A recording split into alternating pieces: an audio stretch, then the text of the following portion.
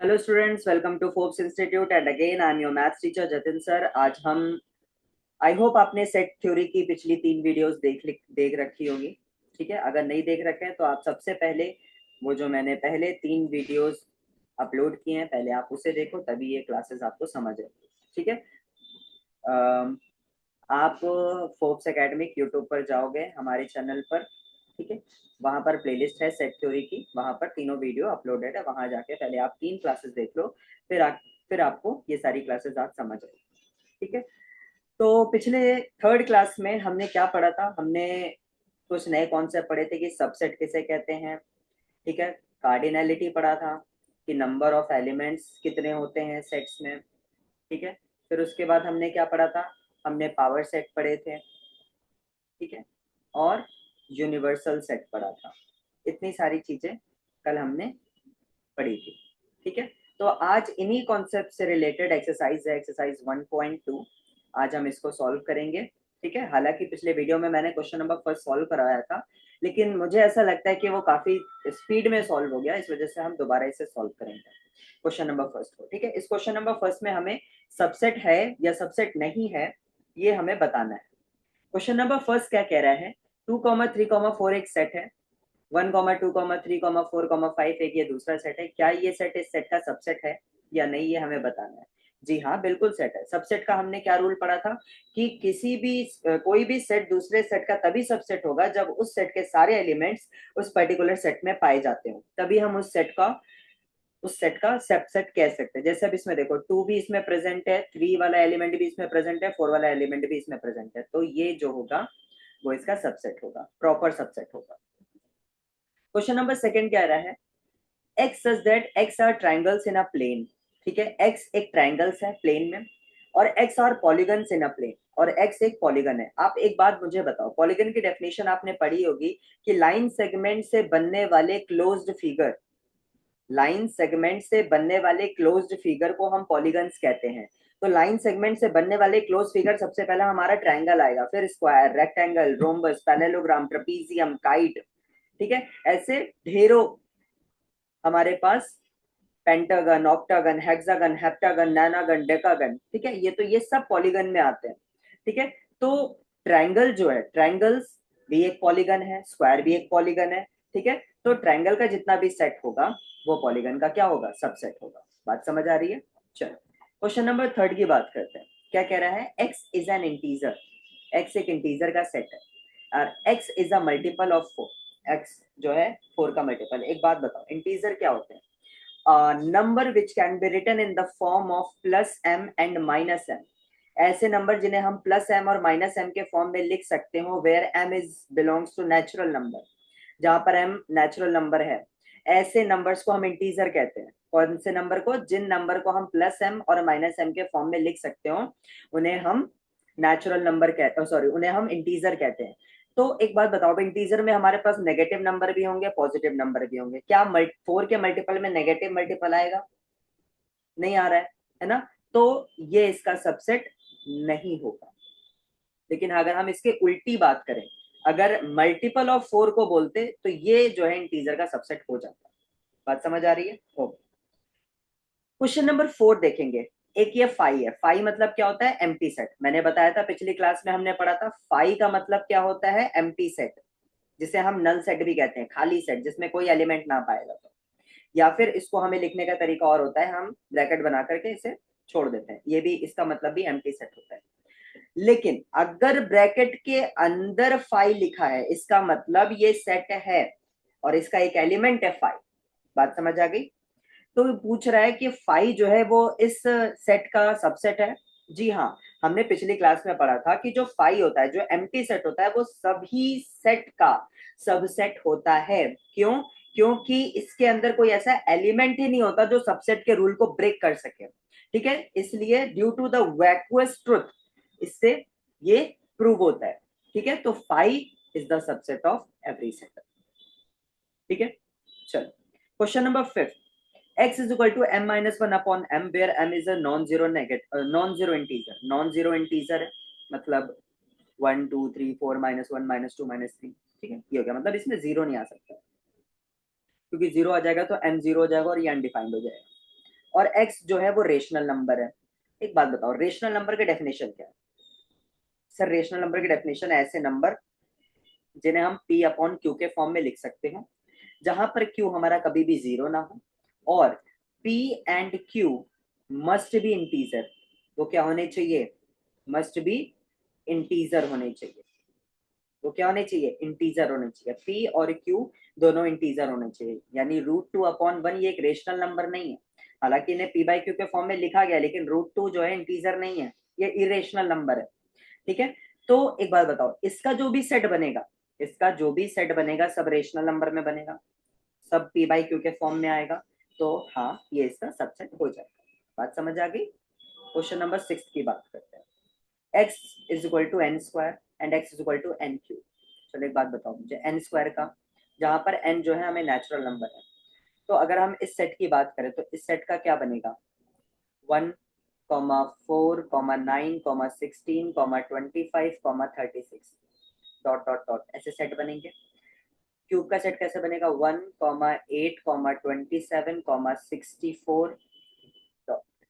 ठीक है, तो क्या 1 के अलावा कोई और एलिमेंट इसमें पाया जा रहा है? 1 के अलावा कोई और एलिमेंट इसमें पाया जा रहा है? नहीं पाया जा रहा, ना तो 4, ना तो 9, ना तो 16, ना तो 25, ना तो 36, तो ये इसका सबसेट नहीं होगा। बात समझ आ गई? सबसेट का रूल है ना कि सारे एलिमेंट्स पाए जाने चाहिए पर्टिकुलर सेट में, लेकिन पहले पहले वाले सेट का तो केवल एक एलिमेंट के अलावा कोई और एलिमेंट नहीं पाया जा रहा है, तो ये इसका सबसेट नहीं होगा। क्वेश्चन नंबर 7 देखते हैं। तो x जो है रियल नंबर है और x is equal to the power n। ठीक है, देखो रियल नंबर में हमारा √2 भी आएगा, रियल नंबर में हमारा पाई भी आएगा, रियल नंबर में हमारा 1/2 भी आएगा, रियल नंबर में हमारा 0.48 भी आएगा, रियल नंबर में हमारा 3 भी आएगा। ठीक है, लेकिन x is equal to the power n, n मतलब नेचुरल नंबर। ठीक है, तो √2 तो इस वाले में नहीं होगा ना, √2 तो नहीं ले सकते हम, n तो नेचुरल नंबर है। बात समझ आ गई? तो नेचुरल नंबर में नहीं ले सकते हम, तो ये इसका सबसेट। हाँ, अगर इसका उल्टी बात की जाती तो हम इसका सबसेट बता सकते थे, लेकिन अभी ऐसे पूछ रहा है तो ये इसका सबसेट नहीं होगा। आई होप आपको पहला क्वेश्चन समझ आया होगा। आज हम एक्सरसाइज 1.2 डिस्कस करेंगे। क्वेश्चन नंबर सेकंड क्या कह रहा है? क्वेश्चन नंबर सेकंड क्या कह रहा है, ध्यान से देखना। Determine whether the following statements are true और फॉल्स। हमें बताना है कि ये जो स्टेटमेंट है ये ट्रू और फॉल्स है कि नहीं। देखो, ये 1 एक एलिमेंट है और ये एक सेट है जिसमें 1 एक एलिमेंट है, तो जी हाँ बिल्कुल 1 बिलोंग्स टू ये, बिल्कुल सही है। ये देखो, ये सेट के अंदर एक एलिमेंट है 1 और ये भी एक एलिमेंट है, इसका मतलब 1 एलिमेंट जो है सेट में बिलोंग कर रहा है, ये ट्रू है। ठीक है, बात समझ आ गई?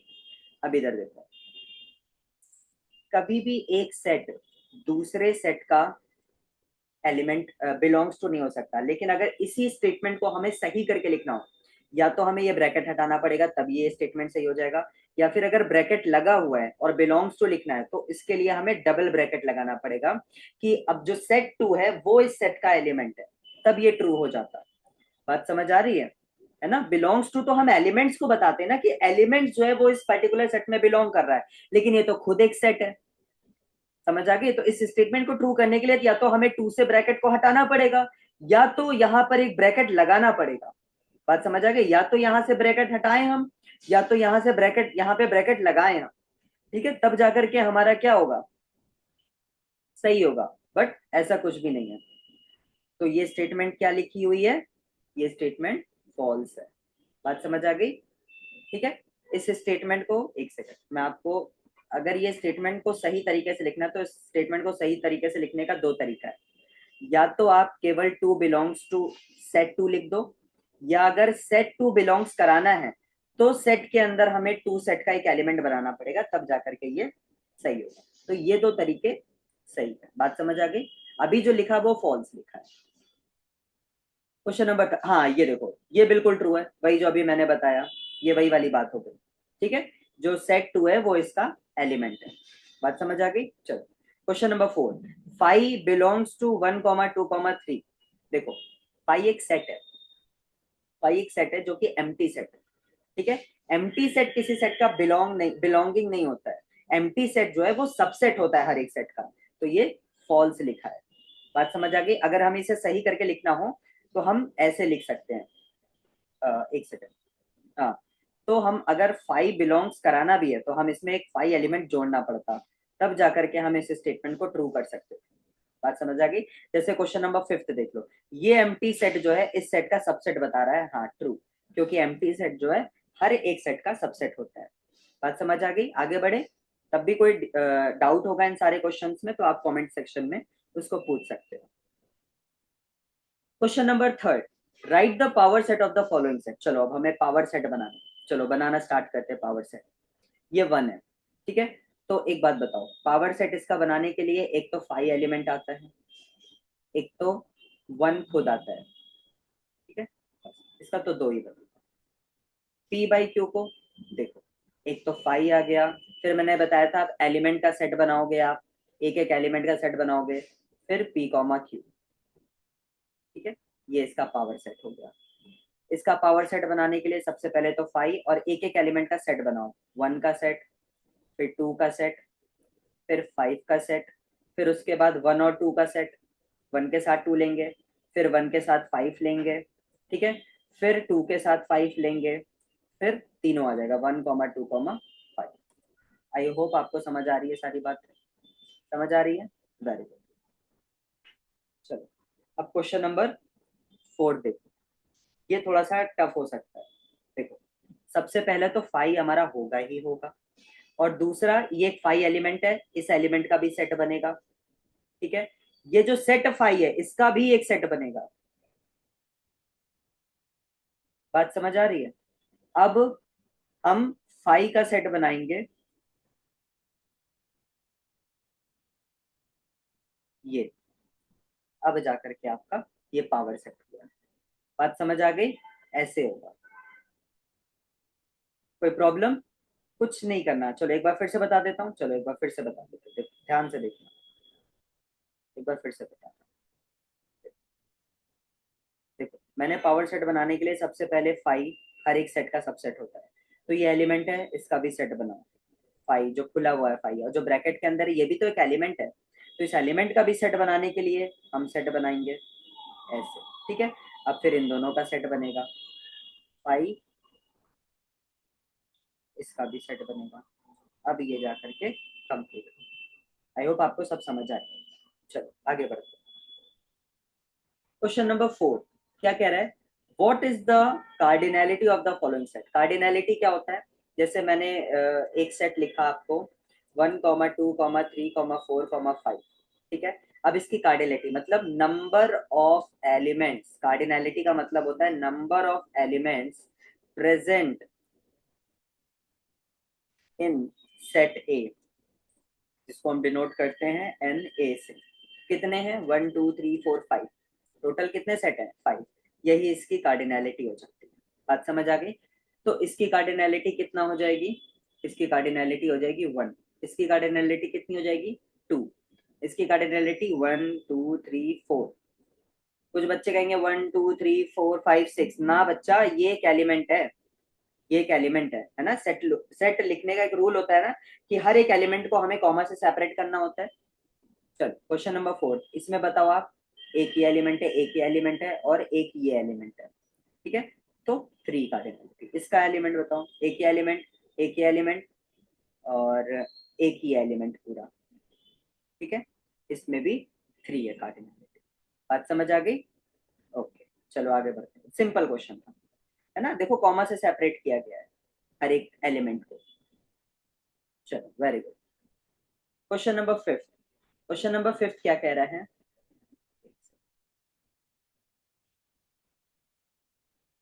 क्वेश्चन नंबर 5 क्या कह रहा है, लेट ए, चलो let A be S, let A be S set, चलिए कहां पर थे हम, let A be S set जिसकी कार्डिनैलिटी 10 है, ठीक है, एक सेट है जिसकी कार्डिनैलिटी 10 है, इसका मतलब सेट ए में total 10 elements.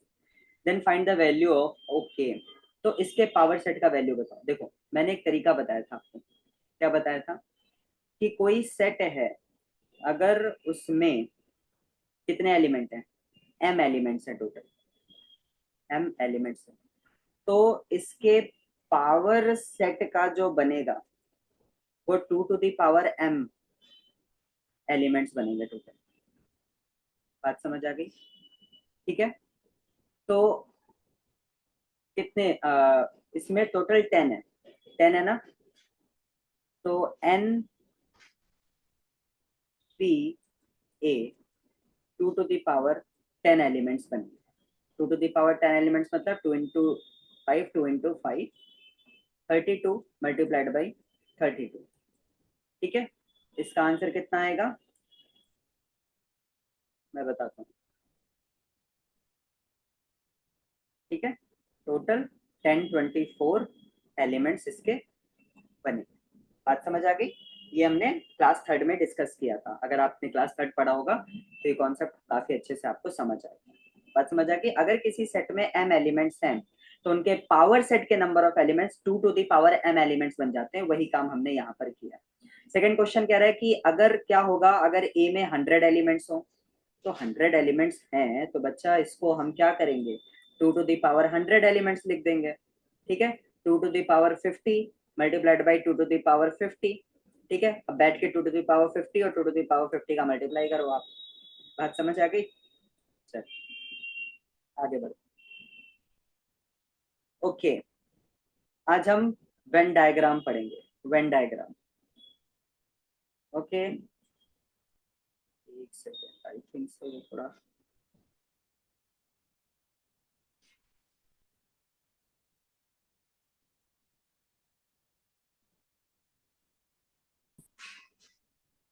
Okay. Venn diagram के स्लाइड में कुछ प्रॉब्लम है। ठीक है, उसका जो फिगर है वो ओवरलैप कर रहा है उसके साथ, कंटेंट के साथ, तो उसे हम ठीक करके नेक्स्ट वीडियो में डिस्कस करेंगे। ठीक है, आज ही एक्सरसाइज 1.2 ही रहने देते हैं। ये वीडियो आज यहीं पर खत्म करते हैं। ठीक है, नेक्स्ट वीडियो हम वेन डायग्राम पे लेकर के आएंगे। वेन डायग्राम में हमें फिर उसके बाद हम कुछ ऑपरेशन ऑफ सेट्स पढ़ेंगे।